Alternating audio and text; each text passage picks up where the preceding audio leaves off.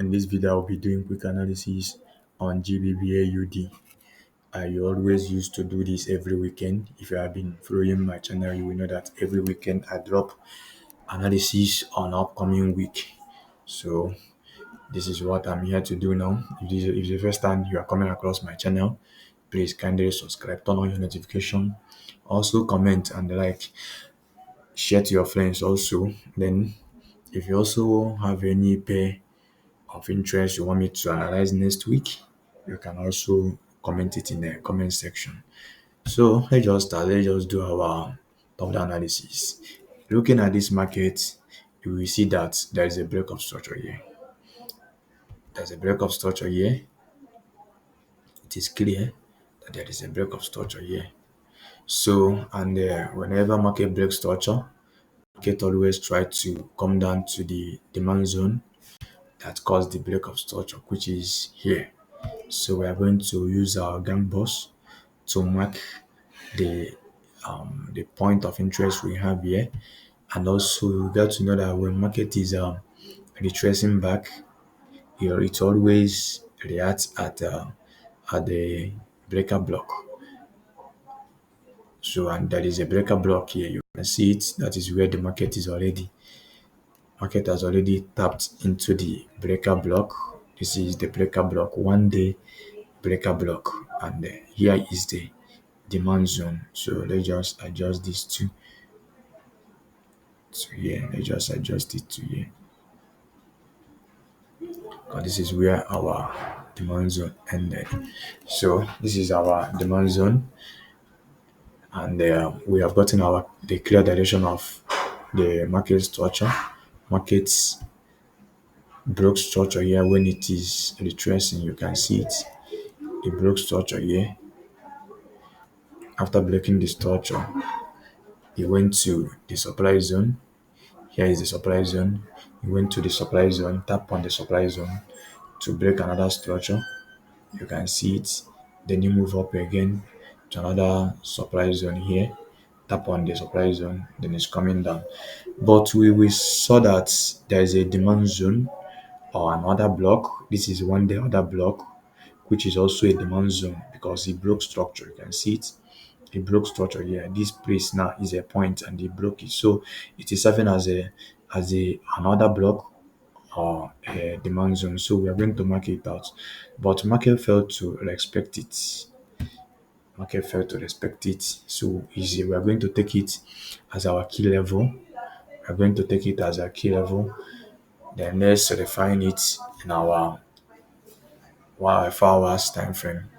Because this point, okay, here you will see that it is still another block in 4 hours, and we know that whenever market break another block, it will turn to breaker block, and the market will tap on it, and the react like market will react on it, and as a resistance. If it is a selling market, market will react on it as a resistance. But if it is a buying market, an option market, market will react to it and and sell. So here is the breaker block in 4 hours. Let's just analyze it in 2 hours, and so I know if it is still a breaker block. Okay, here it is a demand zone. It is a demand zone.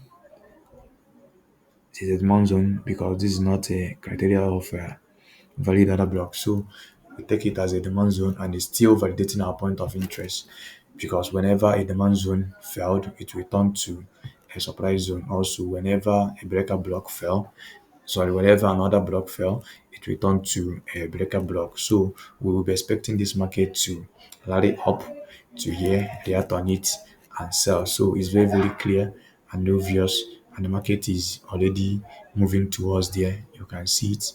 Market is already moving towards there. So we're going to sell from here. We're going to sell from here. And why are we going to sell from here?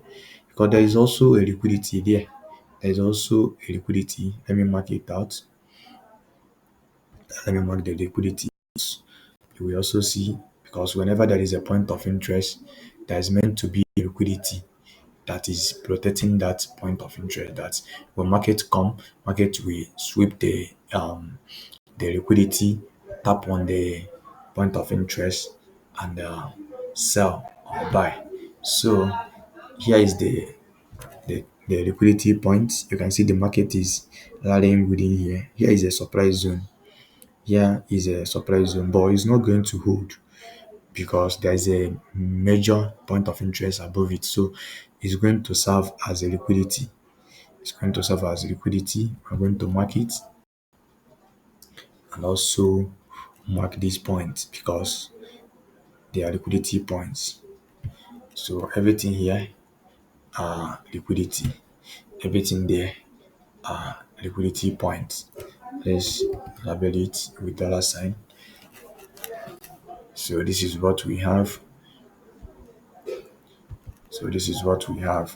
We'll be expecting this market to make a movement like this. Since there is a liquidity point already, we are expected to see this market move like this, or at least it will definitely react at this supply zone, touch on this supply zone, move down a bit, then move up, tap on the point of interest. Then we will go to 15 minutes time frame and look for something like this. We're going to look for change of color. Let me also mark it out. Change of color. How a kind of structure you will be looking forward to see in small in 15 minutes time frame.